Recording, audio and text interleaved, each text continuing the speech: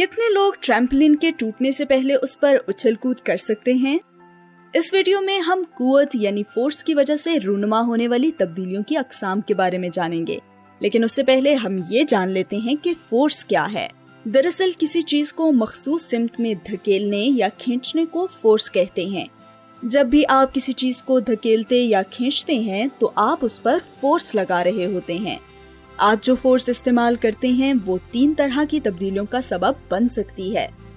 वो शय की शक्ल बदल सकती है, वो शय की रफ्तार को तब्दील कर सकती है, फोर्स उस समत को भी तब्दील कर सकती है जिसमें कोई चीज सफर कर रही हो। अगर फोर्स किसी शय की रफ्तार और समत दोनों को तब्दील करती है तो हम कहते हैं कि इसकी समती रफ्तार यानी वेलोसिटी तब्दील हुई है, और इसकी वजह यह है कि वेलोसिटी एक समतिया मिकदार यानी वेक्टर क्वांटिटी है जो रफ्तार और समत दोनों की पैमाइश करती है। हैयत या शक्ल में तब्दीली से मुतअद्दिद चीजें मुराद ली जा सकती हैं, जैसे कि किसी चीज को फैलाया, टेढ़ा किया या फिर दबाया जा सकता है। जब किसी शय की ज़ाहिरी हालत तब्दील होती है तो हम कहते हैं कि इसकी हैयत बिगड़ गई है। हैयत बिगड़ने यानी डिफॉर्मेशन की 2 अकसाम हैं।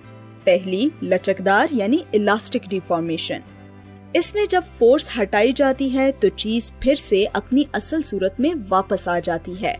और दूसरी प्लास्टिक डिफॉर्मेशन।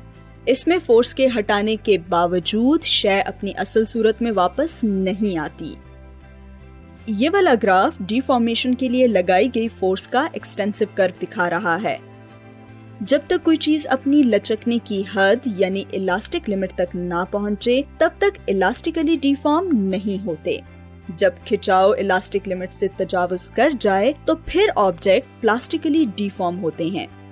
आप जानते हैं कि जब इलास्टिक बैंड को खींचकर छोड़ते हैं तो वो वापस अपनी असल सूरत में आ जाता है, मगर जब आप उसको बहुत ज्यादा खींचे तो वो अपनी असल सूरत में वापस नहीं आएगा, बल्कि ज्यादा खिंचा हुआ ढीला सा इलास्टिक बैंड बन जाएगा, क्योंकि वो अपनी इलास्टिक लिमिट को पहुंच जाता है और अब वो प्लास्टिकली डिफॉर्म हो चुका है।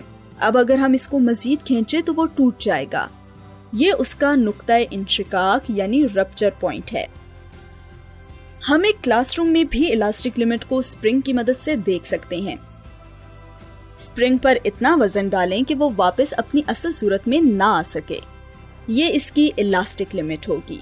तो कितने लोग ट्रैम्पोलिन पर इसके टूटने से पहले उछल कूद कर सकते हैं? ये ट्रैम्पोलिन की इलास्टिक लिमिट पर मुनहसर है, लेकिन आप इस अमल को हरगिज घर में ना आजमाएं। हरगिज नहीं, कभी नहीं।